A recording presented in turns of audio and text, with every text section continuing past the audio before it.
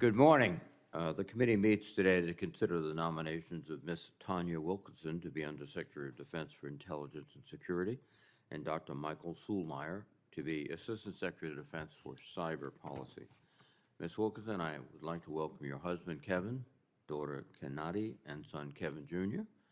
And your sister, Samantha, I believe, is here. I'd also like to thank Mr. Ron Moultrie, the former Undersecretary of Defense for Intelligence and Security, who will introduce you. Thank you, Mr. Secretary. Mr. Solmeyer, I would like to welcome your wife, Danielle. I believe your daughter, Vivian, is here or not. Okay, well, from California, best wishes, Vivian. Mother-in-law, Gilda, and father-in-law, Elliot, and I'd like to thank my colleague, Senator Mike Rounds, who looks much more impressive down here than he does up there. He will introduce you.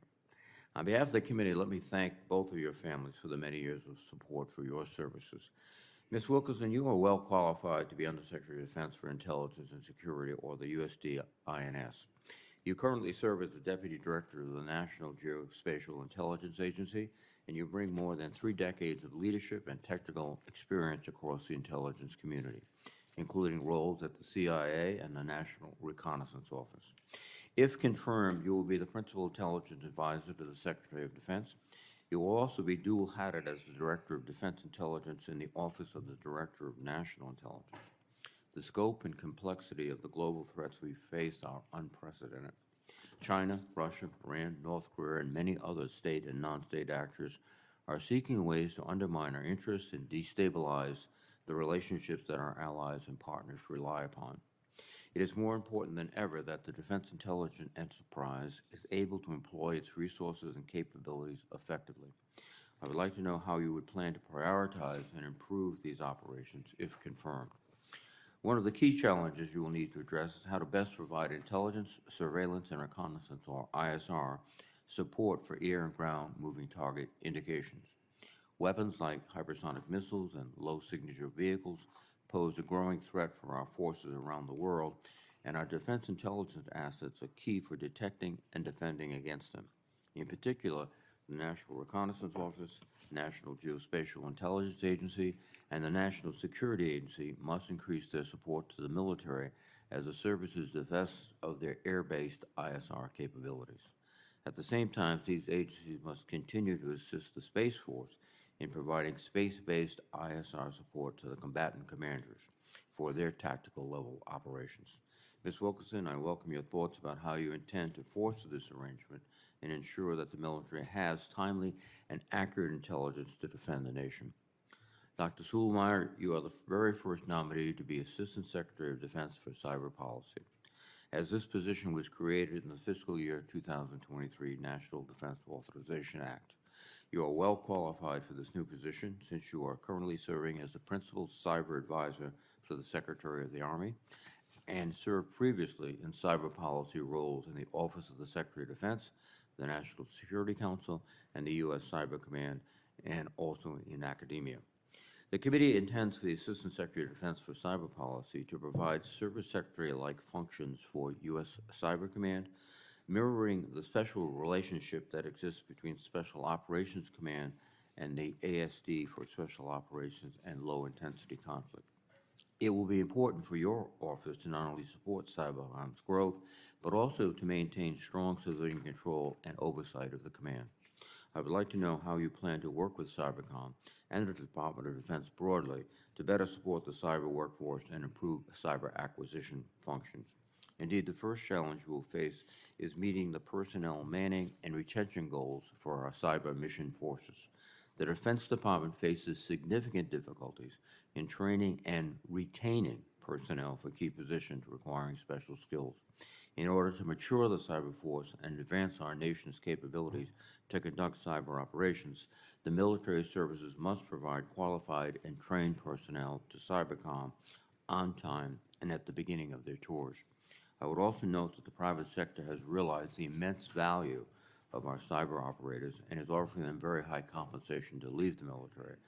I would like to know how you plan to address these challenges.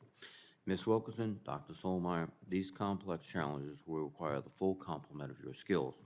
Thank you for your willingness to continue your service and lead at this critical time. I look forward to your testimony. Now let me recognize the ranking member, Senator Wicker, please. Thank you, Mr. Chairman. Today, the committee is considering nominees to fill two senior Department of Defense positions. Both roles oversee national security portfolios that would be important under any circumstances. But as our threat environment becomes the most dangerous we have faced since World War II, their nominations take on a greater sense of gravity. Dr. Solmeyer, you've been nominated to serve as the first ever Assistant Secretary of Defense for Cyber Policy. If confirmed, you would be responsible for advising the Secretary of Defense on all cyber matters, including readiness, capabilities, and strategy.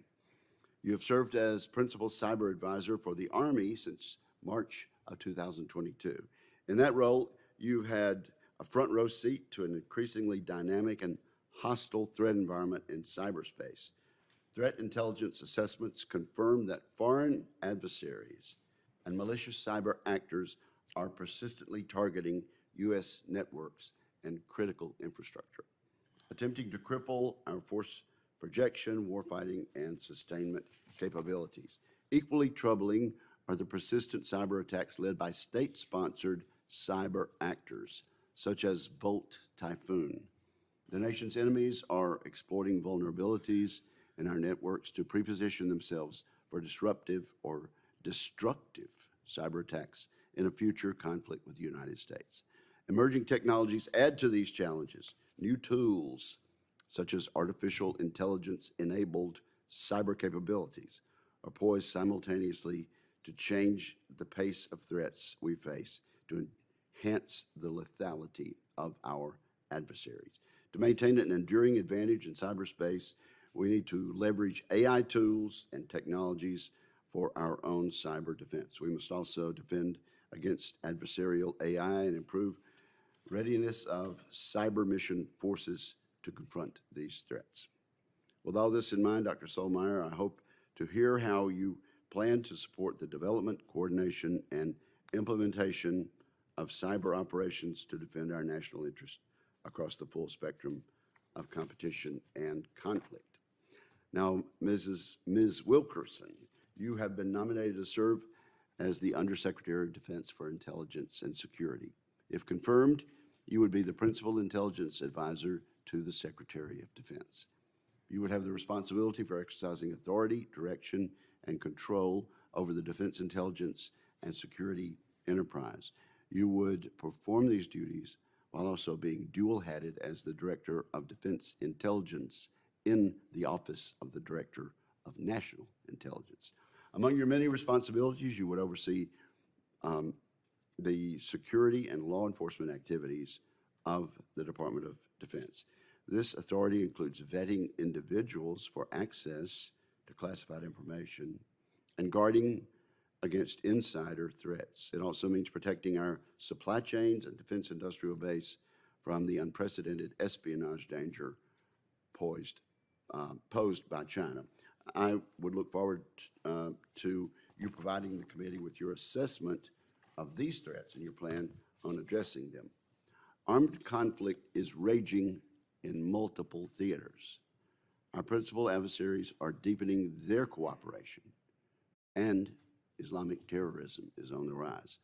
At a time such as this, everyone from senior policymakers down to our warfighters on the front lines must have a clear understanding of our adversaries, their capabilities, and their intentions. In large part, they get that clear picture through timely and accurate intelligence. The military and the intelligence community must work more closely together than ever before.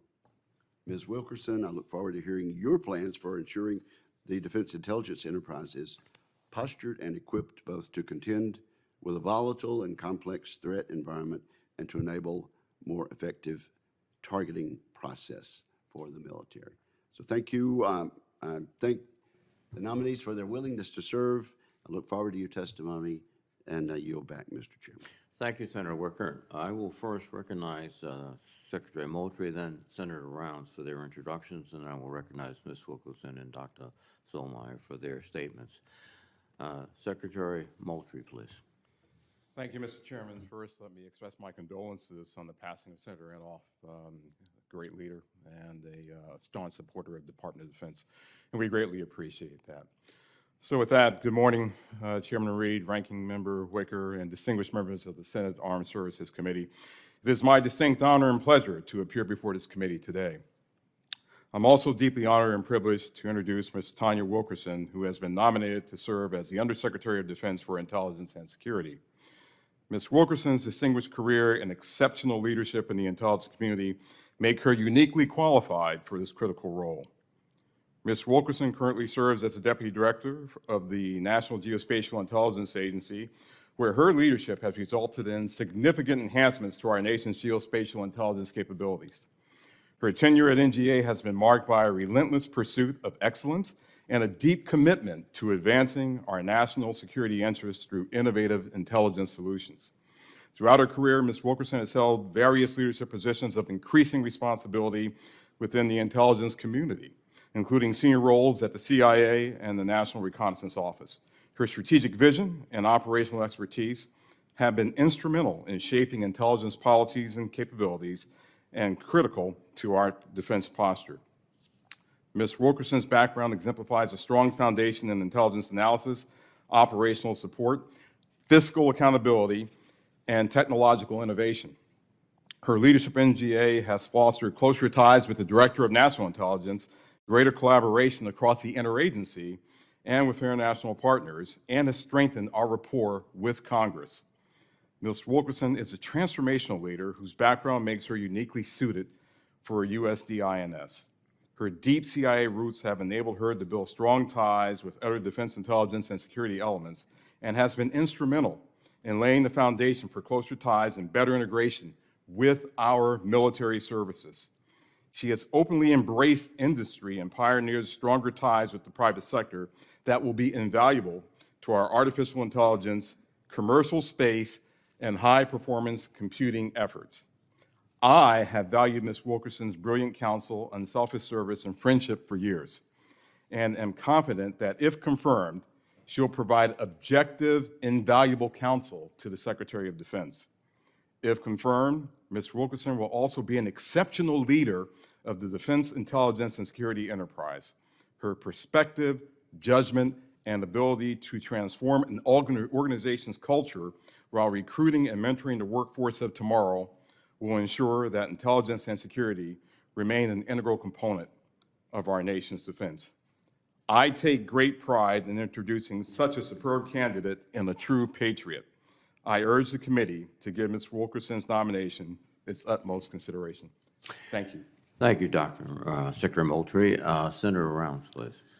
Thank you, Mr. Chairman. Mr. Chairman, Ranking Member Wicker, and friends and colleagues of the Armed Services Committee, it is my privilege to introduce Dr. Michael L. Solmeyer for your consideration as the Assistant Secretary of Defense for Cyber Policy.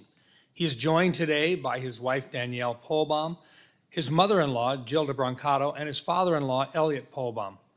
His new daughter, Vivian Solmeyer, was born on May 31st of this year and unfortunately is unable to join us today, although I understand that she did listen very intently to most of the answers to the advanced policy questions her father received from this committee.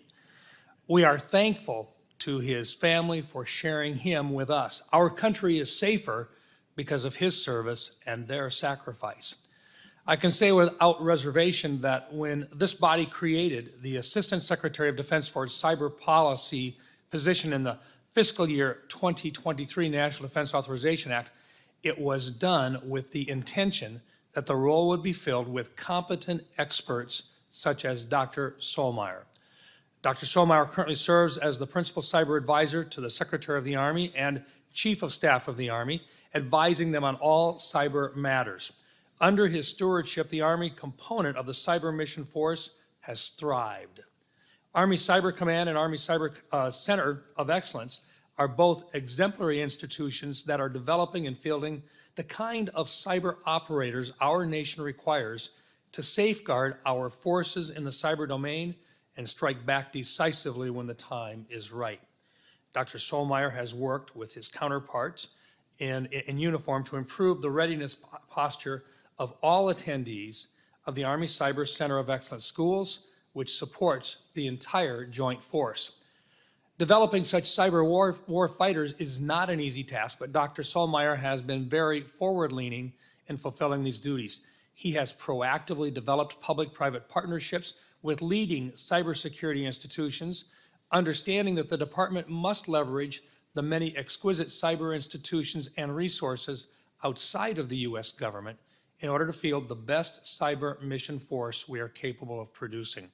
Prior to his current role, Dr. Solmeyer served in a number of relevant positions, including Director of the Rapid Vulnerability Review for the Deputy Secretary of Defense, Special Assistant to the President, and Senior Director of Cyber Policy on the National Security Council, Senior Advisor to the Commander of Cyber Command, and outside of government, he was the Director of the Cybersecurity Project at the Harvard Kennedy School's Belfer Center for Science and International Affairs. I know that he is most proud of the teams that he has been a part of at the Belfer Center and the Army, where he is able to use his prolific talents to enable the next generation of academics and policy advisors to get started in their careers. As Assistant Secretary of Defense for Cyber Policy, Dr. Solmeyer will be responsible for the implementation of the DoD cyberspace strategy and plans, including those related to cyberspace forces, capabilities, and their employment. He will provide the guidance and oversight of DoD cyberspace activities as they relate to foreign cyberspace threats, international cooperation, engagement with foreign partners, and international organizations. He is eminently qualified for this crucial position, which has remained vacant for far too long. I am confident that Michael Solmeyer's character, competence, and experience will make him the right person to address the cyber threats and challenges our country will face in the future. Thank you, Mr. Chairman. Thank you, Senator Rounds. Mr. Chairman, can we question this guy, Senator Rounds? Second that motion. Just stay there, don't come back up on the panel, okay? No, thank you very much, Senator Rounds. And for the benefit of my colleagues, before I recognize the witnesses, I must depart about 9:30 for the Appropriations Committee for our votes. And at that point, Senator King will take the gavel.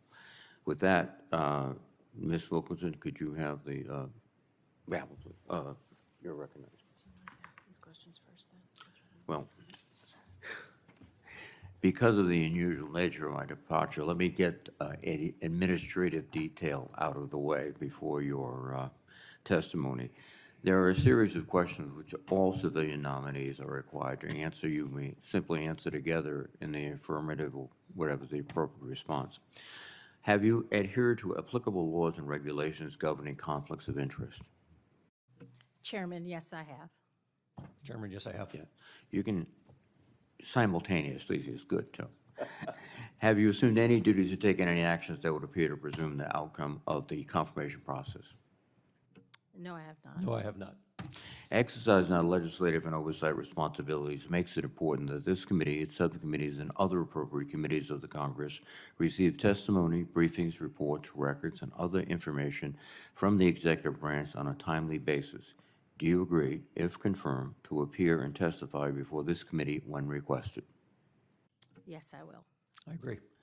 Do you agree to provide records, documents, and electronic communications in a timely manner when requested by this committee, its subcommittees, or other appropriate committees of Congress, and to consult with the requester regarding the basis for any good faith delay or denial in providing such records? Yes. Yes, I will. Thank you. Will you ensure that your staff complies with deadlines established by this committee for the production of reports, records, and other information, including timely responding to hearing questions for the record? Yes. Yes. Thank you.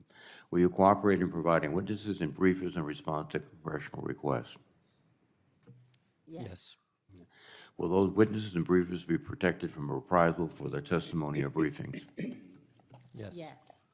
Thank you very much. Now that we've moved through some of the administrative matters, let's get back to the critical issues. Ms. Wilkinson, your opening statement, please. Mr. Chairman, Ranking Member Wicker, and distinguished members of the committee, It is an honor to appear before you as the nominee for the Undersecretary of Defense for Intelligence and Security. I am honored by the trust and confidence that President Biden and Secretary Austin have placed in me and their support for my nomination.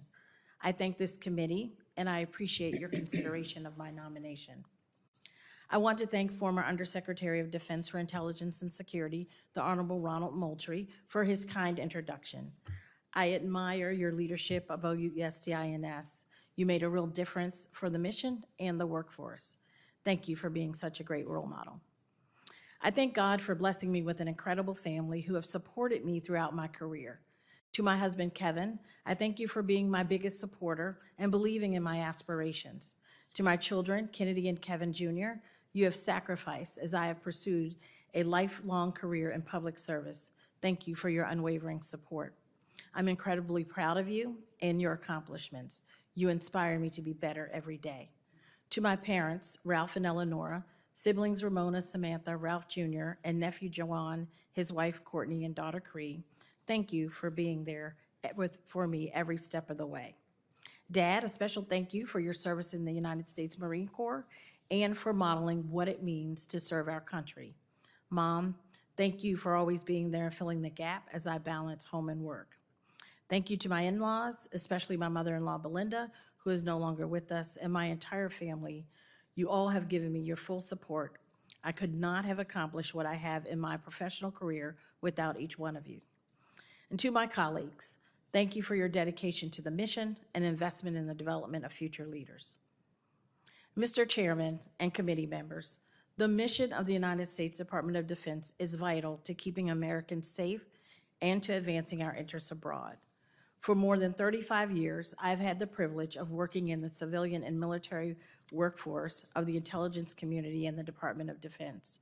My path to this hearing room today started with my high school principal introducing me to a Central Intelligence Agency officer looking to identify STEM talent to participate in an undergraduate scholar program.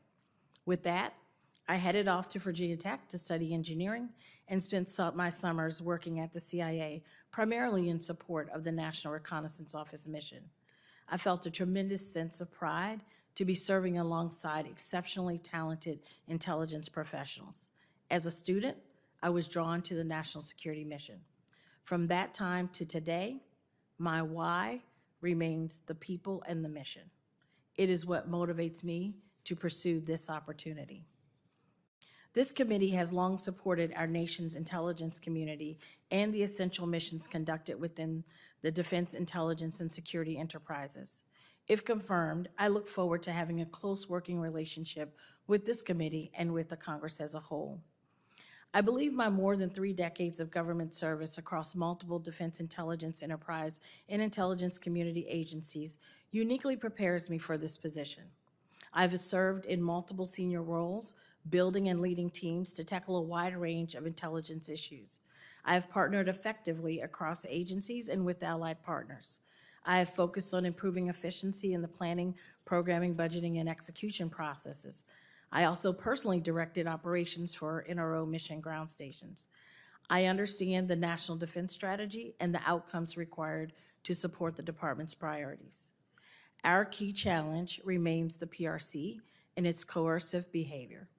If confirmed, my priorities will include delivering information at the scale and speed to provide decision advantage over competitors, paced to the global challenge of the PRC, enhancing security and counterintelligence focus across the department, recruiting and retaining a skilled workforce with diverse experiences, expertise, and backgrounds required to address national security challenges, and leveraging interagency and international coalitions and partnerships. If confirmed, I will strive to accomplish these and other priorities as determined by the Secretary and the Deputy Secretary of Defense. I look forward to supporting Secretary Austin, Deputy Secretary Hicks, and DNI Haynes in ensuring that the Defense Intelligence Enterprise remains tightly linked with the National Intelligence Enterprise and partners strongly with the Defense Security Enterprise. Thank you for your time today and for your consideration of my nomination. I look forward to your questions. Thank you, Ms. Wilkinson. Dr. Solmeyer, please.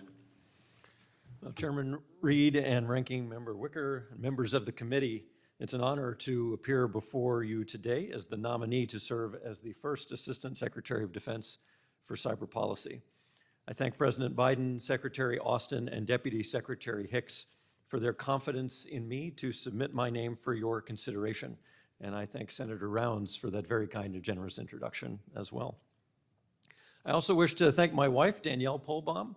Among other things, she is a gifted lawyer and the most amazing mother I've met, as we welcomed our first child, Vivian, 6 weeks ago. Danielle's parents, Gilda Brancato and Elliot Polbaum, are wonderful in-laws and grandparents. I'm also so fortunate to call the Popkins, the Chabras, and the Waters family as well. Special thanks to my uncle Larry Popkin, an all-star high school football coach and tennis coach who served in the Army many years ago. He turns 90 today back home in California. My parents, Irving Solmeyer and Gail Solmeyer, passed away years ago. My father was an attorney who served in the Navy as a young man. He instilled in me an appreciation for history, the law, and public service, and he made the mistake of letting his elementary school-age son take apart his first personal computer.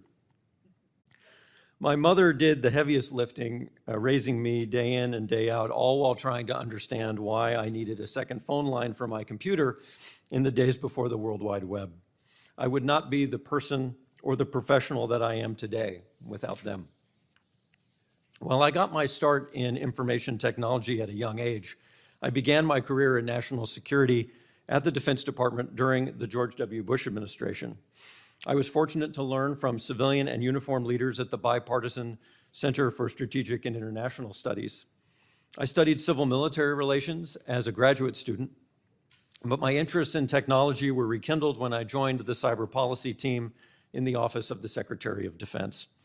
After a stint building a cybersecurity research program in academia, I've had the privilege of resuming public service at U.S. Cyber Command and now the U.S. Army. This is the experience I would bring to the job if confirmed as the first Assistant Secretary of Defense for Cyber Policy. That experience has taught me about the value of public-private partnerships, the criticality of human capital, and the imperative of a bipartisan approach to cybersecurity and cyber policy. If confirmed, I would look forward to working with all the members of the committee to address your concerns, resolve your questions, and collaborate with you to strengthen our national defense. So many of the pressing challenges that confront the United States today have a nexus to cyber policy, from China's brazen efforts to target our critical infrastructure to Russia's brutal invasion of Ukraine. We see our adversaries using cyber operations to threaten our security. And now advances in artificial intelligence could dramatically expand our cyber vulnerabilities or our cyber advantages. As such, my overriding goal, if confirmed, would be to generate the combat power and sustained readiness in cyberspace necessary both to advance American interests and to defend them from current and future threats. To achieve this, I would begin by accelerating U.S. Cyber Command's efforts to meet and defeat threats to our nation. I would do so in close partnership with the commander of U.S. Cyber Command, General Hawk. I would also train my focus on the personnel who execute the mission, military and civilian, active, Guard, and Reserve. We must retain and recruit the nation's top talent to deter and, when necessary, defeat our adversaries. I would also ensure we make the most of our nation's advantages in artificial intelligence and quantum information science. In closing, please let me underscore my appreciation for this committee's bipartisan approach to national defense and to cyber-related issues in particular. The creation of the position for which I have the distinct privilege to be nominated is a product of your bipartisanship, memorialized in the National Defense Authorization Act that established this role. If confirmed, I look forward to working with you closely and collaboratively to ensure that the Defense Department's strategies, plans, and capabilities in cyberspace advance and defend our nation's interests at home and abroad. I thank each of you for your consideration, and I look forward to your questions. Thanks to both of you. I'll begin the questioning, and then we'll go on a first round. Ms. Wilkerson, I'm concerned that you only mentioned China in your opening statement, and you didn't mention terrorism. And I'm afraid that we have turned so thoroughly toward great power competition that we're losing sight of the risk of terrorism, which is still there very much still there.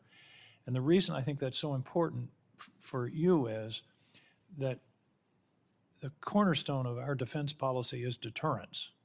And that has been the case for 70 years at least.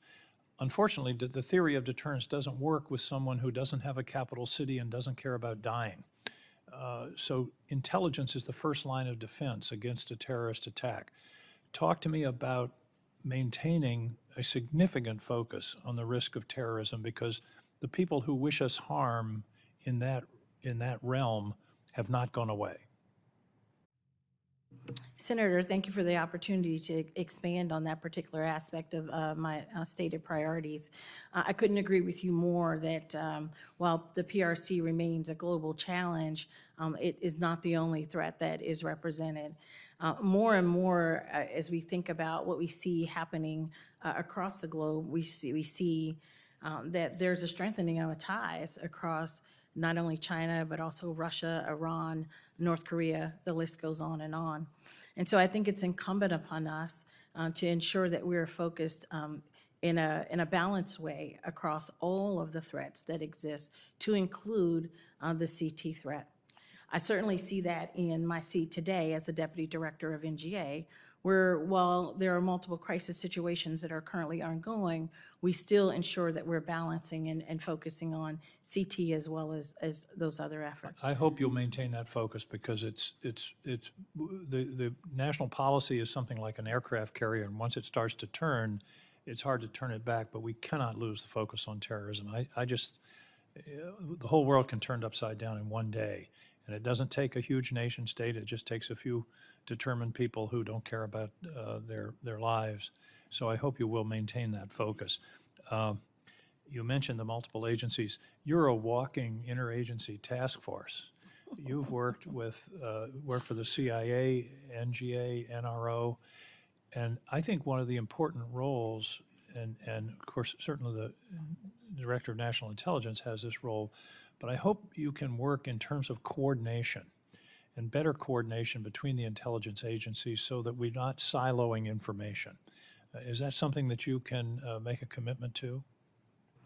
Absolutely, Senator. I certainly can commit to ensuring that I'm integrating not only across the defense intelligence and security enterprise, if confirmed, of course, but also focusing on that relationship across with the intelligence community. And I do think I'm well postured to do so, having spent many years supporting And IC. finally, I don't want to stress this too much. Dan Coates, former DNI, said the role of the intelligence community is to find the truth and tell the truth. And I hope that you'll hold to that. That's one of the best summations that I've found. And telling the truth is very important. Telling the truth to people in positions of authority, policymakers who may not want to hear what the analysis actually shows. So I hope you'll remember Dan's admonition. Find the truth and tell the truth. Mr. Solmeyer, now let's get back to deterrence. One of the problems with our cyber policy, in my view, is that there isn't much in the way of deterrence. Our adversaries are sponsoring attacks against us in cyberspace every day without much fear of any kind of response, whether it's cyber or something else. Talk to me about applying the theory of deterrence, which has been so important to us in other areas, to cyber, because we're not going to be able to patch our way out of this risk. Well, good morning, Senator. And the focus on deterrence is top of mind for me, especially as we look at not just the pacing challenge of the People's Republic of China, but including terrorists as well. We really want to think about how we impose costs going forward.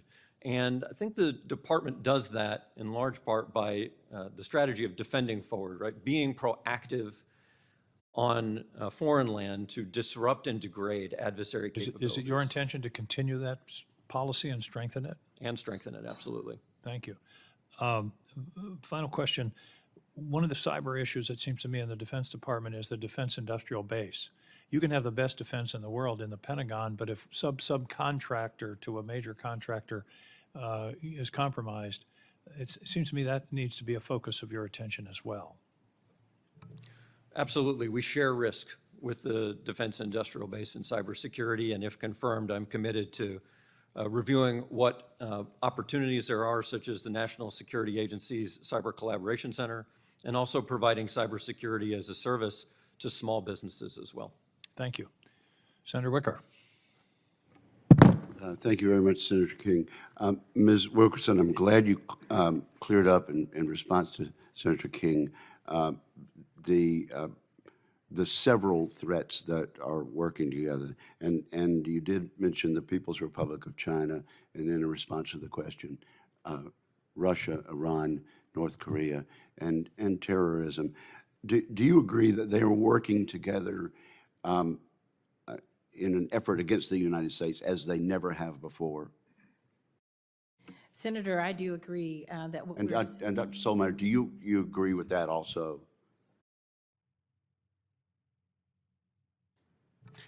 Senator, when it comes to cyber operations, I think there's more skepticism about cooperation and sharing the sensitive techniques. But in general, I agree there is a large effort and aspiration to do so.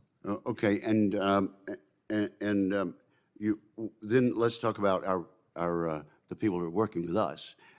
In your testimony, Ms. Wilkerson, you mentioned leveraging interagency and international coalitions and partnerships. Who are our best partners in this regard, and Dr. Solmeyer too?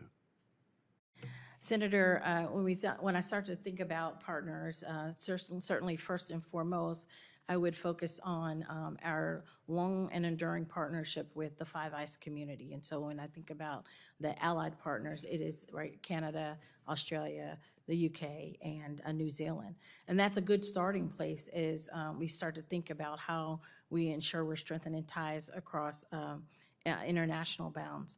But I also think it's really important that we're focusing on interagency partnerships as well, and being able to work effectively in a way that delivers the outcomes that are necessary to meet this threat environment. How valuable are our other NATO partners other than the one you mentioned?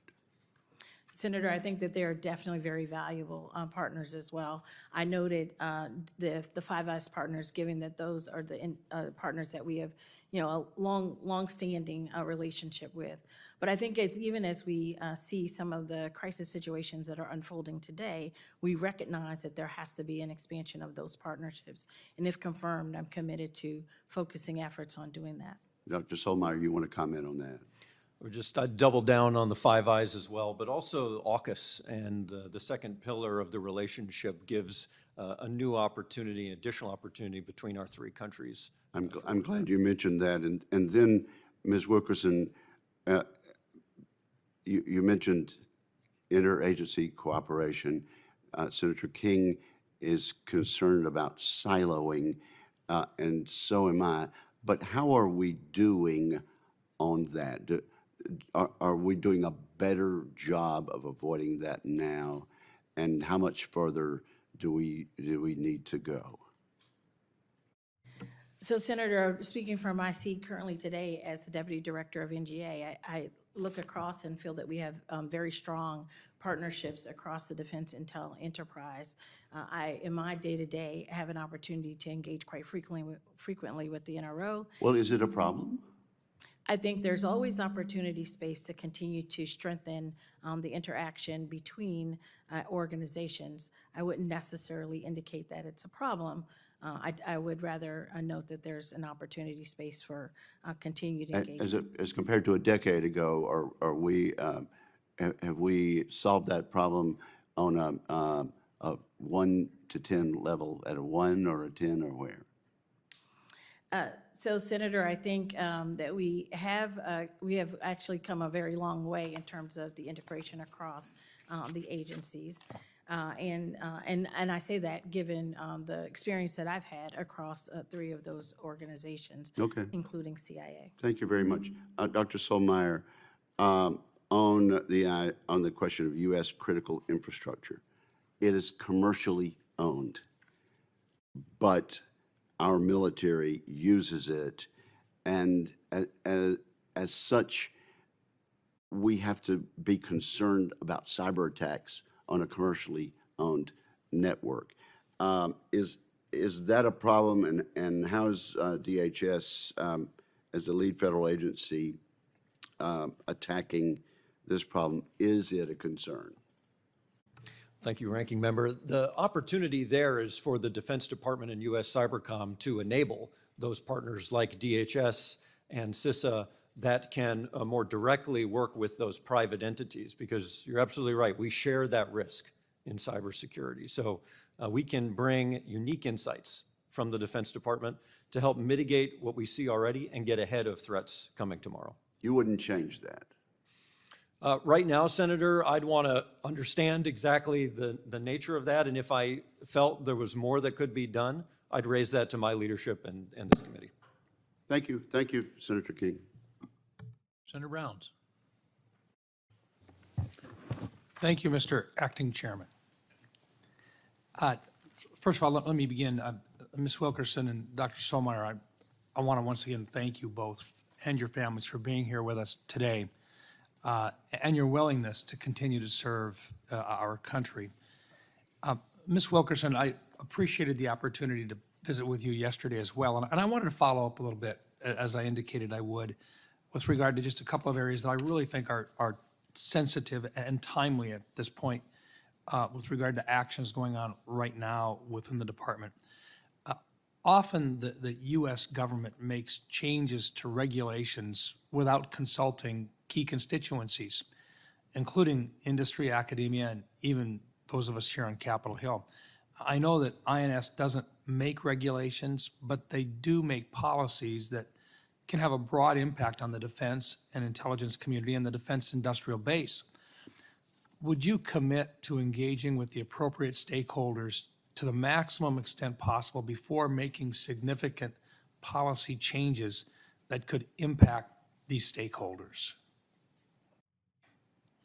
Senator, thank you for taking the time to meet with me yesterday. I very much appreciated that.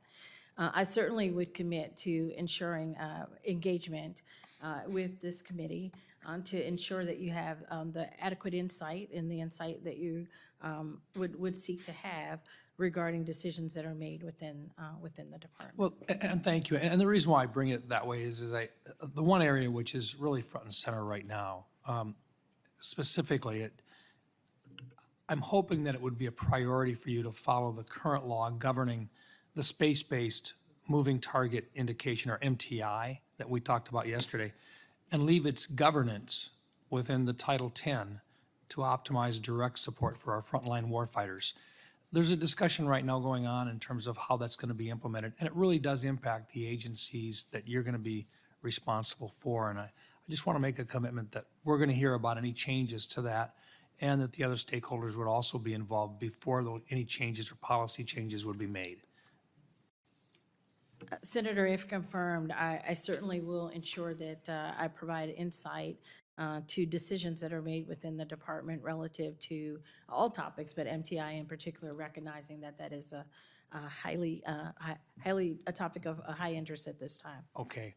And then let me just, I understand that the Department of Defense and the IC have completed a joint, as they call it, a 45-day study on how to accomplish GMTI.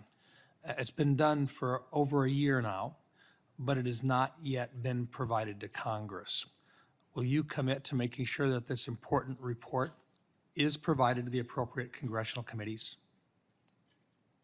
Senator, yes, if confirmed, certainly I will do all within my power to ensure that the committee has insight into the report, and I will certainly note for the SecDef and DNI on the interest. Excellent. And then this question really is for both of you.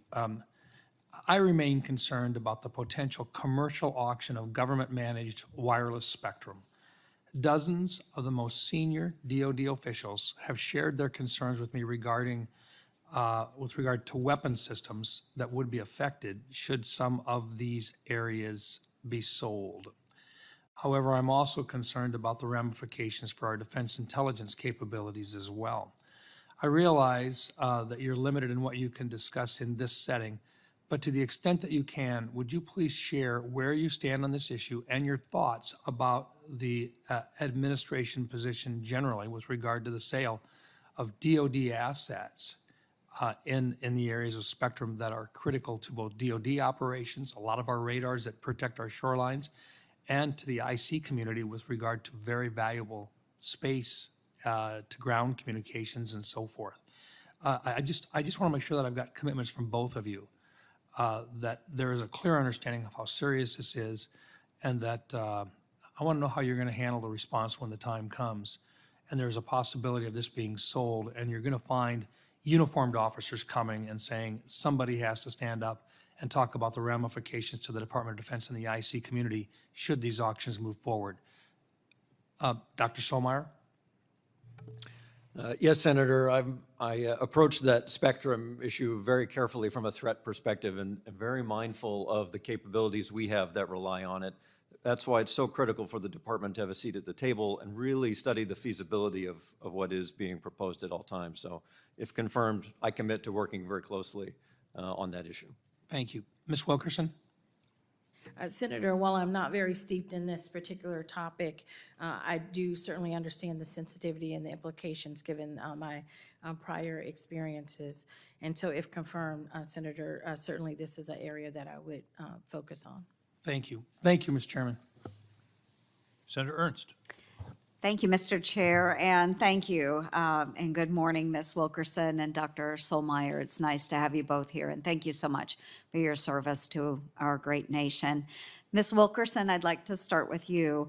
In the lead up to the Russian invasion of Ukraine, our intelligence community declassified reports which shed light on Russia's true intentions. And this proactive approach helped counter Russian disinformation, and it really did build a trust between the United States and our allies and our partners. We enhance our collective defense capabilities by sharing intelligence and strengthening our alliances. And Ms. Wilkerson, can you speak to how these information sharing programs help address common security challenges faced by European nations? Senator, thank you for the question. I certainly understand, given the recent experience from the unprovoked invasion of the Ukraine by Russia, just how important it is to be have a responsive process for declassifying information, in that it can be very much impactful in sharing information with not only our partner organizations, but also bringing to light for the public what is transpiring. Mm-hmm. Very good. And what role does information sharing play in deterring some of those common threats, such as cyber attacks or disinformation campaigns, specifically in the European theater? Senator, I believe in the European theater, what we are seeing is that it illuminates what is occurring on the ground and helps others to be able to best be postured to support the current crisis situation. And so, if confirmed, I certainly would commit to being able to, of course, in coordination with the DNI, look at our continued focus on efforts to be able to declassify information at the right time for the right purposes. Yeah, thank you. And to speak a little to AI, and maybe both of you could join in here. Ms. Wilkerson, we'll start with you, but what role does artificial intelligence play in the ongoing conflict in Ukraine? And what key insights or lessons have been gained from its utilization in warfare? We'll start with you, Ms. Wilkerson, and then Dr. Solmeyer, if you have any thoughts as well. Yes, Senator, the department has been focused on using AI to make better decisions affecting the battlefield, and I certainly would welcome the opportunity to speak at a more in-depth level in a classified session if you should desire. Yeah, thank you. Dr. Solmeyer? Well, good morning, Senator. Ukraine is a case study of how technology has grown towards AI. In 2015, the power was turned out by a cyber attack in Ukraine through a manual effort. The next year, the code that was used was much more automated. And we've seen that trajectory over the years towards greater automation, and now with the advent of artificial intelligence. So if confirmed, for me, that's front and center looking at the future of cyber warfare and how generative AI can both help our warfighters, and we have to guard against it. Right.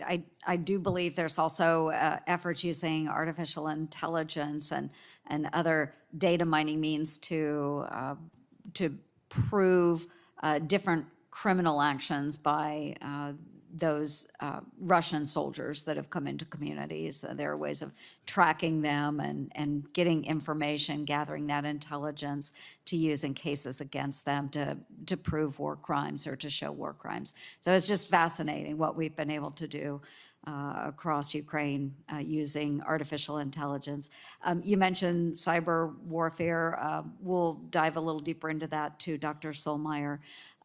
Developing a whole of government approach to cyber remains a top priority of mine and others on the committee. And this is true as we continue to evaluate the lessons learned from the ongoing conflicts, whether it's in Ukraine or other areas around the globe. Do you feel the DoD is successfully facilitating inter-service cooperation and coordination in developing cyber warfare strategies within our force and alongside some of our strong friends and allies? Yes, Senator, I see each of the services within our own force generating that combat power in different ways. And so if confirmed, it's a big opportunity, right, to harmonize how that combat power is generated and then how we can use that to enable our partners, as you describe, and really bring about even stronger defense of the nation in cyberspace. Excellent. And well, again, my time has expired, and I want to thank you both very much for your service. Thank you. Senator Kane. Thank you to my committee colleagues and congratulations to our nominees. You each have decades of public service where you have really climbed to the pinnacle of your respective fields. And I am very happy to be able to support your nominations. But what I'd like to know is, based on your past experiences, as you look at them, what are accomplishments that you are the proudest of, and how would you bring lessons from those accomplishments to the positions to which you've been nominated? Dr. Solmeyer, if you could begin. Thank you, and good morning, Senator. You know, when I think about what I'm most proud of in this field, it's the teams I've been able to build and be a part of, not just in academia, but now with the U.S. Army. Several of them are here today to experience this. And, you know, we've been able to use the hiring authorities that this committee and the Congress has given the department in really creative ways. And I don't think I would be able to do that without the being empowered by the committee and the Congress to do so. So that's what I'm most proud of going forward. Thank you. Ms. Wilkerson. Thank you, Senator, and thank you for the opportunity to share about a key accomplishment. You know, as I look at my tenure as the Deputy Director of NGA, I would say the key accomplishment has been being able to strengthen the stewardship of GEOINT resources. So I am the senior champion for that. And what that really has focused on is thinking about how we're postured organizationally, driving culture change, if you will, to think about the governance structure that needs to be in place, how we ensure we are able to provide the very best financial management artifacts, and as part of that, also strengthening our relationship with Congress. Thank you. Ms. Wilkerson, I'm going to stick with you. As a leader in the intelligence community, you've witnessed a lot of changes over the course of your career about the way we respond to different kinds of threats. One of the key advantages we have over our adversaries is that we invest heavily in innovation and emerging technology. In Virginia, we're really proud of the Ravenna Station work being done down in the Charlottesville area, where we have great partnership between academic institutions, industry partners, and then government agencies. And those partnerships help us drive innovation. How would you build on the success of our centers of innovation like Ravenna Station in your new capacity? Senator, I had an opportunity to visit Ravenna Station not that long ago, and I couldn't agree with you more that it's fantastic work that happens there. And I do think it is because of the partnership that happens with academia.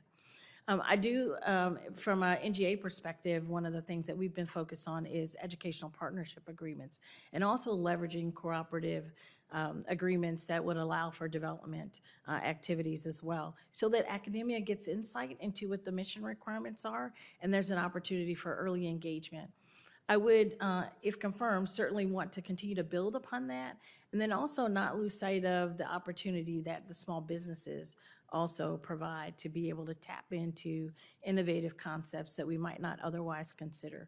That's part of my current portfolio and one that I've been very passionate about. I was impressed when we talked the other day and you talked about NGA's partnership with Gallaudet and even high school students coming in to start to learn about work that's being done as a way to attract people into a talent pipeline into your agencies. Dr. Solmeyer, I think you might have referred to this before I came in the room. It was at another event this morning. But AUKUS, I'm a big AUKUS fanatic. I guess because subs are built in Virginia, I'm on both Armed Services and Foreign Relations, and a lot of the legislation to put AUKUS into place kind of straddled the two committees. I'm particularly interested in the kind of open field of Pillar 2 of AUKUS, how we can work together with these allies on innovative new technologies. Talk a little bit about the way you see AUKUS, and particularly what we might do in the Pillar 2 space to advance safety and security in the Indo-Pacific. Absolutely, Senator. So AUKUS really gives us this opportunity to see how the three countries can work not just as great intelligence partners, but now really as militaries in cyberspace. And that is, as you say, open field running. And so from training, exercising, capability development, those are the three areas where I would look, if confirmed, in the Pillar 2 area for cyberspace. Great. Thank you very much. I yield back. Senator Bud. Thank you both for being here, and congratulations on your nominations. And congratulations to your families as well. Dr. Solmeyer, hopefully you had some sleep recently as a new father, so congratulations there as well. Ms. Wilkerson, enjoyed our conversation yesterday. So if confirmed, you would have direct oversight responsibility for the Defense Counterintelligence and Security Agency. As you know, DCSA took over responsibility for conducting background investigations for most federal agencies after the 2015 OPM breach. And what happened there is that it compromised highly sensitive data of millions of Americans. And this caused severe damage to our national security. We talked a little bit about that yesterday. So DCSA, it conducts these background investigations through a combination of recently developed systems and old legacy IT systems. Those systems were previously owned by OPM. So as we talked about yesterday, GAO recently came out with a study. It said DCSA, it hasn't appropriately addressed the cybersecurity risks of these IT systems. So I think that's absolutely unacceptable, and it increases the chance of another catastrophic breach. Could you talk about your thoughts on this report? Senator, thank you for taking the time to meet with me yesterday, and I did appreciate our conversation on this particular report. Clearly, the department and the IC must ensure that we're addressing any potential for vulnerabilities with respect to our background investigation systems. I had an opportunity to read the report, and I really feel like the recommendations are very compelling. It's my understanding that DCSA has already started to move out on actions to implement the recommendations that were included in the report, many of which seem to focus around thinking about how we focus on risk management. And so if confirmed, I would strongly support DCSA continuing to ensure that implementation of those particular recommendations, and then also do all within my ability to ensure their success with NBIS. Ms. Wilkerson, that was the second part of my question, and ask if confirmed, do you commit to addressing these issues? And that sounds like a yes. That is absolutely a yes. Thank you. Dr. Solmeyer, it was great to meet with you a couple weeks ago. We talked about the increasing need for cybersecurity professionals in order to ensure that we are mission ready.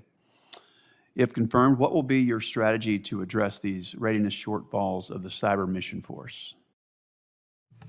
Well, thank you, Senator. That building that combat power and that sustained readiness is the overall goal. That's how we will have a robust deterrence posture. That's how we'll be able to disrupt and degrade our adversaries' work. So that, for me, is the number one priority. In terms of how to do it, first, we've got to be able to recruit from a broad audience that has that propensity to serve, to put the interests of the team and the nation ahead of themselves, and have that technical interest and aptitude.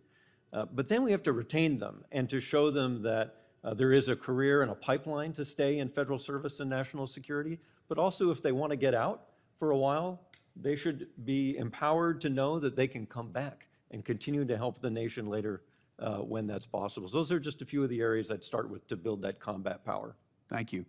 I'd like to discuss the importance of collaborations between cyber operations and special operations forces as well. We talked a little bit about that a few weeks ago. Do you agree that the access, placement, and intel gathering that SOF provide is vital to successfully conduct many cyber operations? Very much so, Senator. If confirmed, I'd work very closely with the Assistant Secretary for Special Operations to see what even more we can do on that front. Thank you very much. That answers the second part of my questions, is would you confirm to work with Solic on that issue? Thank you very much. Absolutely. Yeah, I yield. I wanted to follow up on a couple of matters that we've touched on. Ms. Wilkerson, you and I talked about this. I don't want to say it's easy, but it's relatively straightforward to count the number of tanks on the ground from a satellite feed or determine the flow of ammunition or material. What has turned out to be very hard is to have an intelligence analysis of the will to fight. And we saw this fail in two recent examples. In Afghanistan, where we overestimated the will to fight of the Afghan government and the people, and Ukraine, where we underestimated it. As we look at conflicts around the world involving other countries where we're going to be coming to their defense or their assistance, how we will approach this question of the will to fight, it is much harder, but it's also incredibly important. Give me some thoughts on that. So, Senator, I did appreciate very much that conversation, and I think you make a very valid point in terms of the success of a situation really hinging upon the will to fight. I feel like it's a challenging thing, though, to try to ascertain that particular aspect. It's challenging, but we need to know it. I agree with you 100%. And so if confirmed, it is certainly something that I would put some focus on understanding how could we be able to ascertain on the will to fight. Well, the DNI has done substantial work on this. I would urge you to study, do some homework on what they've already done, talk to the DNI, talk to your colleagues in the interagency, because this is a crucial factor as we're talking about Taiwan, for example. We need to know what the commitment of the Taiwanese people are to their own defense. It just seems to me that's an important bit of intelligence in determining policy. Mr. Solmeyer, a couple of quick questions for you. One is attribution.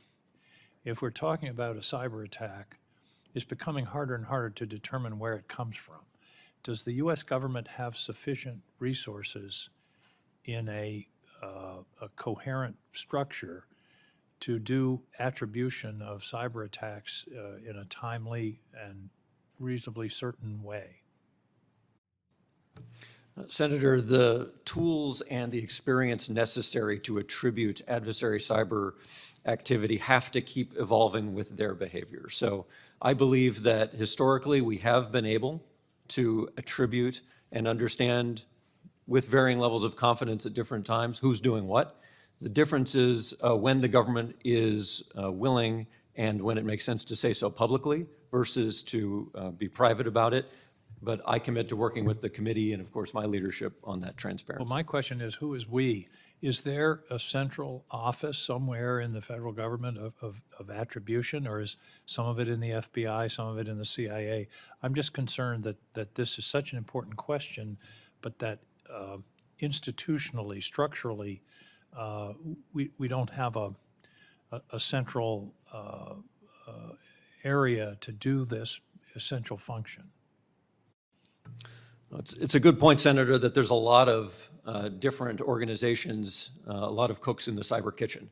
And so because different kinds of malware have different technical specifications, you want the best experts to be able to come look at any given piece of code. So I'd want to just make sure that that community of interest is clear about who they are and that they have the tools they need to work fast and then share that internally. I hope this is something you'll look at with your interagency colleagues.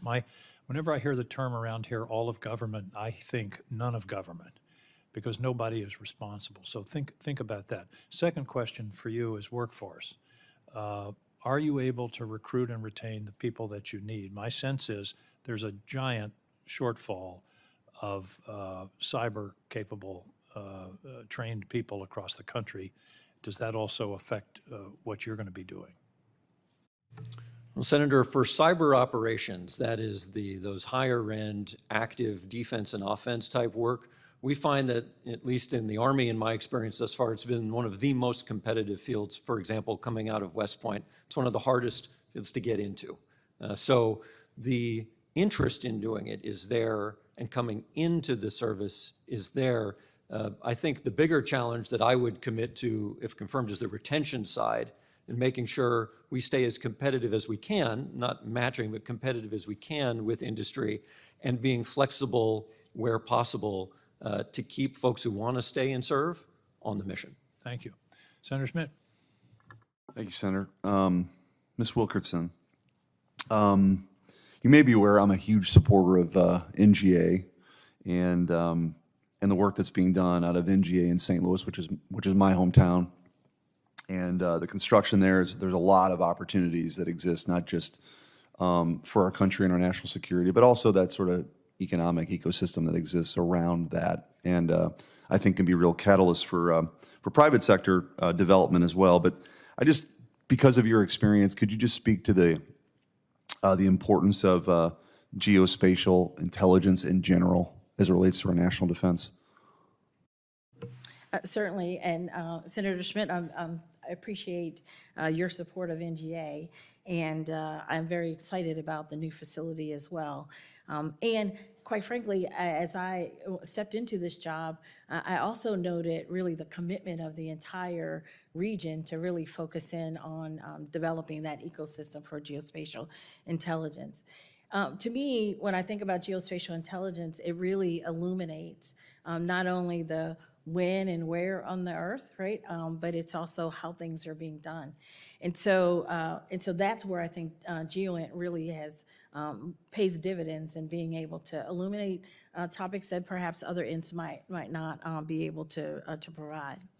And based on your experience, including your recent time with NGA, could you discuss a little bit the importance of integrating commercial imagery, products and capabilities into our defense intelligence operations? I know there's some barriers that exist, and maybe you could just sort of address that a little bit.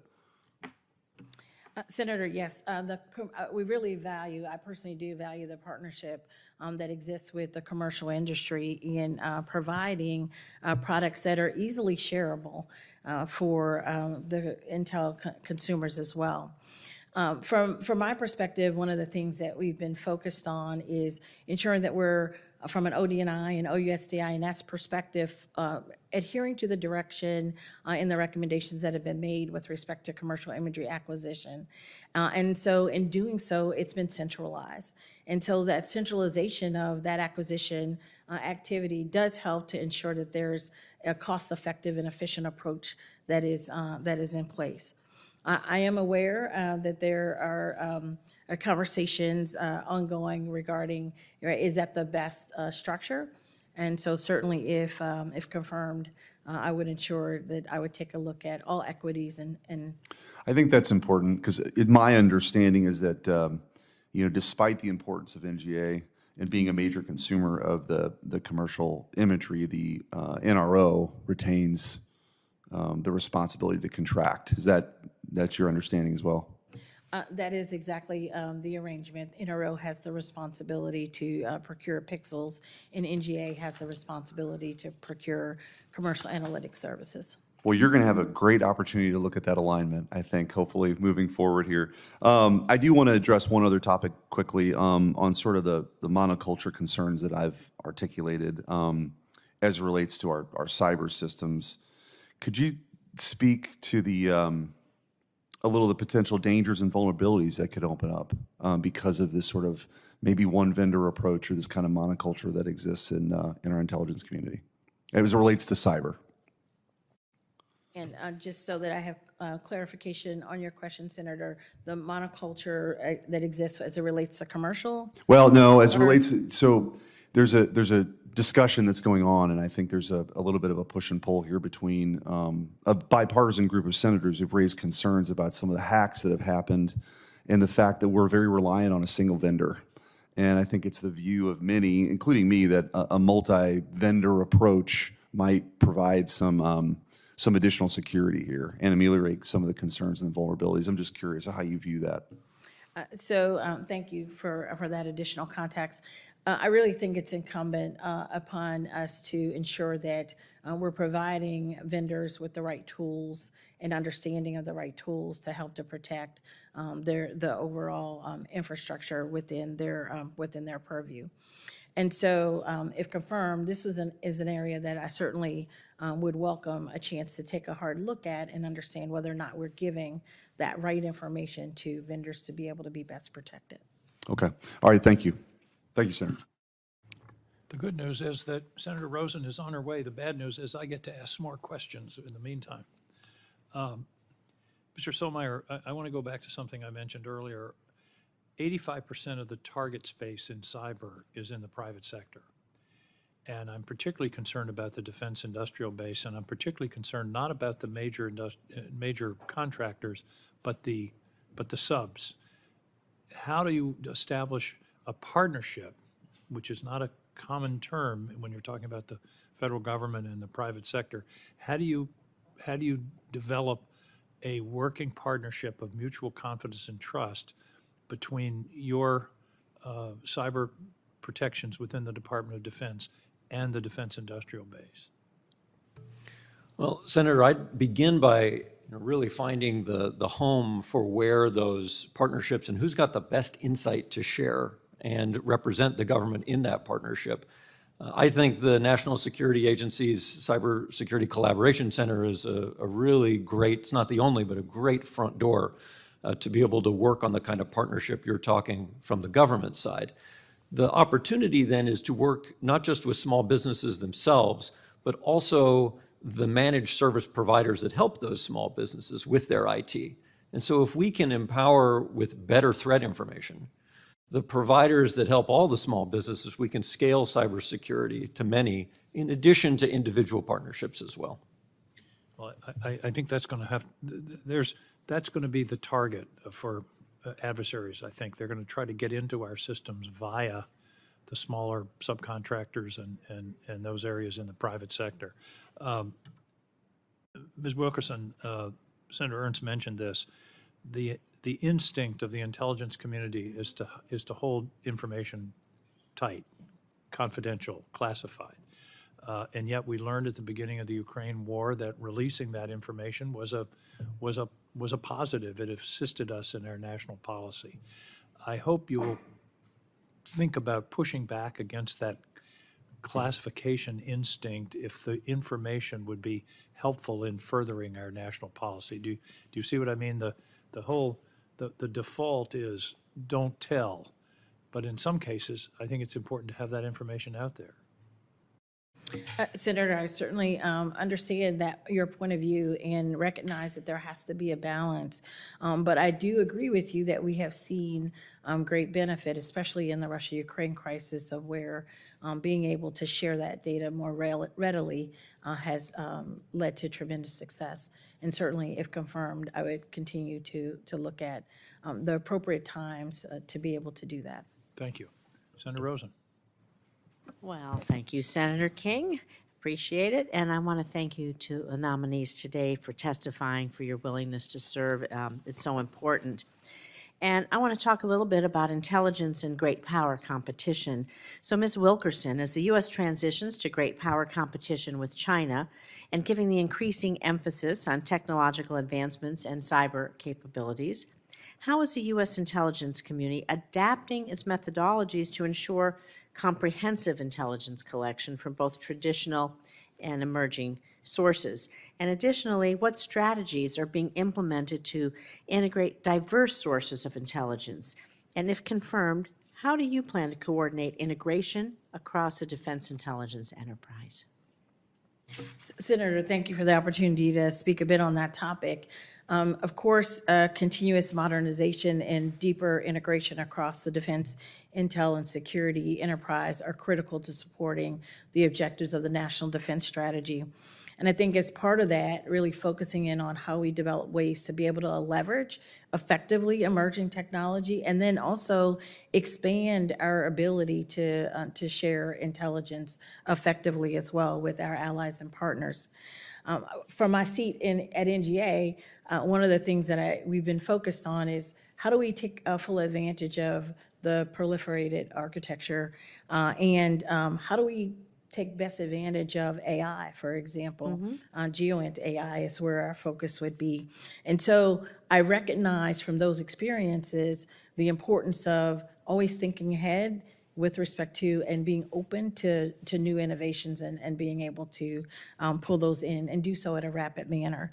And so if confirmed, I would look to work across the department, the IC, and as well as with other stakeholders, to include allies and partners to make sure we're casting a broad net and understanding what exists and where there may be shortfalls that might need to be addressed. Thank you. Yes, technology moves faster sometimes than we can adapt to it, but I'm glad you brought up AI because, of course, there's issues around the ethical use of AI, and the Department of Defense has adopted a set of ethical principles for artificial intelligence, including minimizing unintended bias and protecting civil liberties and privacy. However, we do know our definition of ethical AI does not align with that of our adversaries. So, Dr. Solmeyer, as we work to leverage AI into our cyber capabilities, we know it's going to better enable our warfighters to execute their missions, whatever they are. How do you intend to balance the opportunities that we have before us, challenges and opportunities, and the ethical use of AI?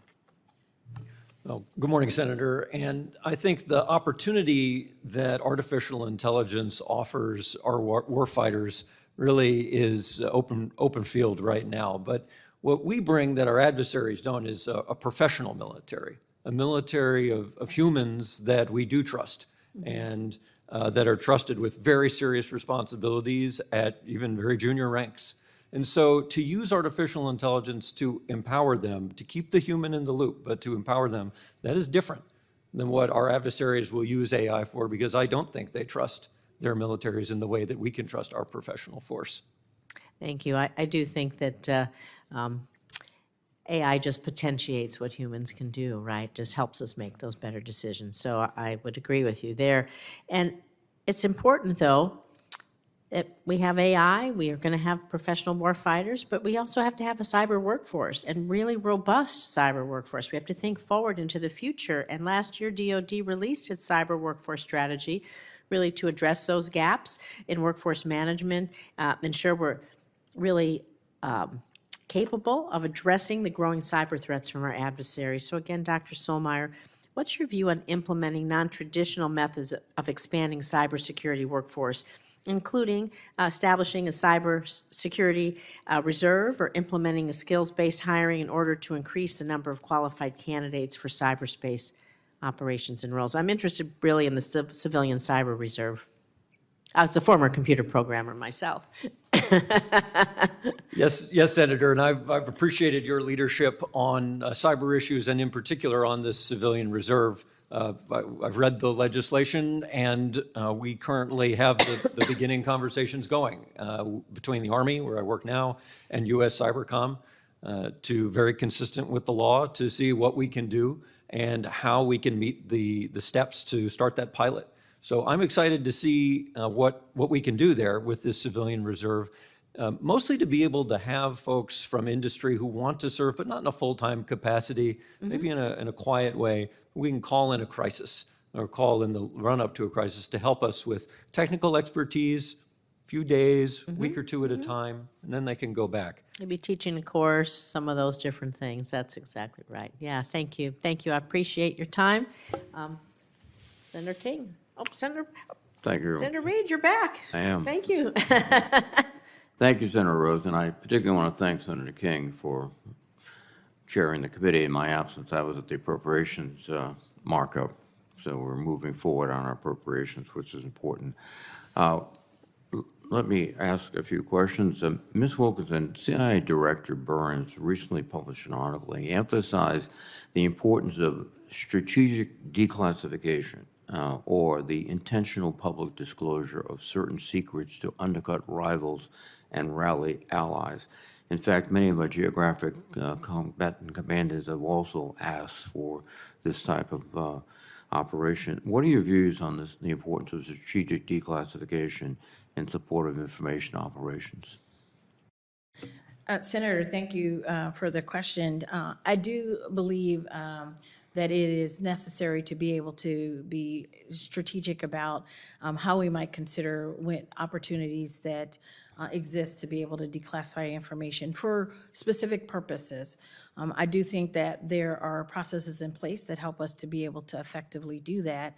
As an example, we've seen in the Russia-Ukraine crisis where information has been able to be declassified and more openly shared. That has paid dividends in the success of the crisis situation, as well as being able to continue to inform the public. So that would be an option that you would consider, at least in your new role, if confirmed. If confirmed, I certainly would consider this as a particular option, and I would look forward to more in-depth conversation with subject matter experts to ensure that I'm guided in the right way. Thank you. Dr. Solmeyer, could you give us the sense of your evolution of the threat in cyber, and also what that means for our cyber forces, both the doctrine and also integration into tactical operations? Well, thank you, Senator. The threat in cyberspace historically often was around intelligence collection and theft of intellectual property. So the compromise of the confidentiality of information. I think where the threat is now and is growing is the threat of the availability of systems like critical infrastructure and also the integrity of data, that is its deletion and modification. So if confirmed, you can't take your eye off the ball on confidentiality, but really also have to focus on availability and integrity as well. And that also implies a cross-governmental approach to cybersecurity, since you're talking about infrastructure, both civilian and military. You, I presume, in the Department of Defense will be the point for that integration. Is that your sense? Yes, Chairman. If confirmed, I would be. Yes. Yes, the appropriate modesty is always considered important here. Thank you. One of the provisions we passed in the fiscal year 2024 NDA, Ms. Wilkinson, was the directing the Secretary of the Air Force to be responsible for presenting space-based ground and airborne moving target indications to combat commands. As we know, as I mentioned in my opening statement, JSTARS and AWACS aircraft are being taken out of service, so we're going to depend on space for a lot of information that was usually provided within the Department of Defense from one of their platforms to our forces on the ground. And we are given that responsibility now to the Secretary of the Air Force.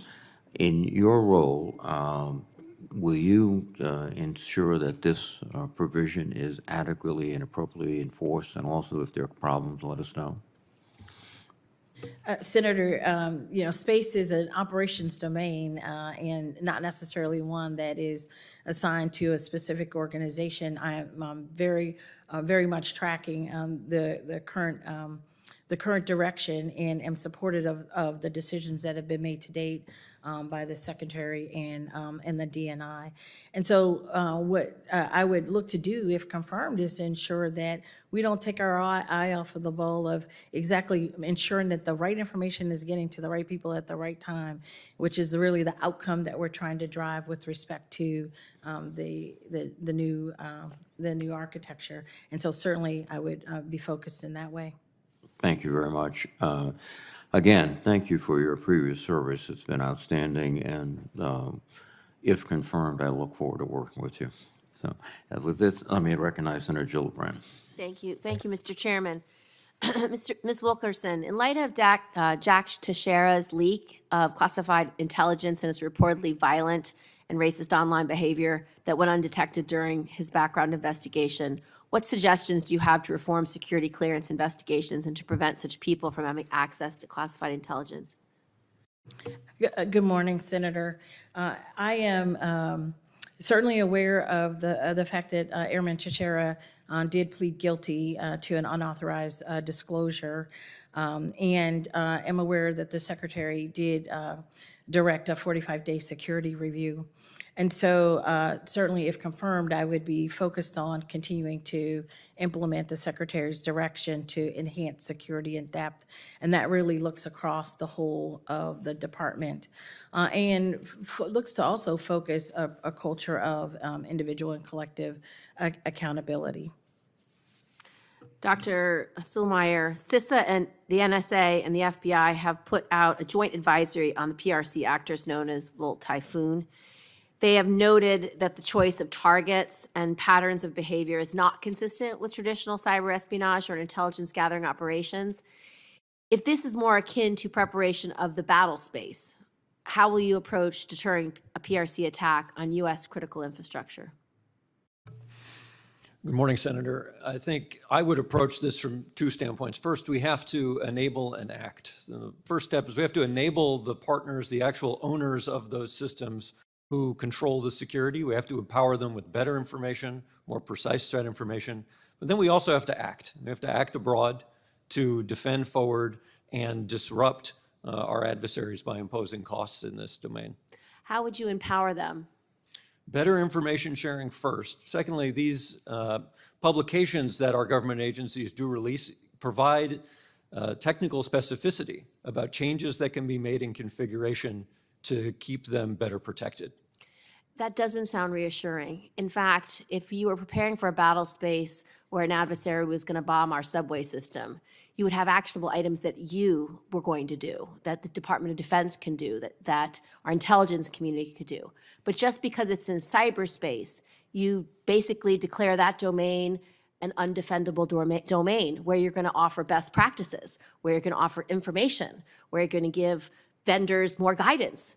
It sounds absurd if you put it in that context. Can you please give me a little more reassurance that if China decides that the battle space is cyber and they shut down our electric grid, shut down our energy supply, shut down our banking system, zero out bank accounts, shut down our food supply, shut down our water supply, shut down anything they feel necessary, such as airfields, such as electric grids that service our bases, I can't imagine that there'd be no response by the DoD but best practices. I agree, Senator. There would not, I can't imagine that either. And that's why I would focus more from the cyber command side on the act, on the cost imposition. But I would do that not just in response, but in the prevention and disruption as well before it occurs. So can you discuss prevention and obstruction before and disruption before? Can you discuss that in this setting? What I can say in this setting, Senator, is that my focus on building combat power, which is really about the people, the technology, to be able to impose those costs, that's the overriding priority I would bring to the job if confirmed. We have to be, I'm sorry, Senator. Keep going. We'd have to be able to bring the technical talent needed, not just to recruit them, but keep them on the hardest missions, focused on the targets you're exactly mentioning, for long enough periods of time to develop that mastery and expertise so that if the order is given to impose those costs, to prevent and disrupt ahead of time, we're ready.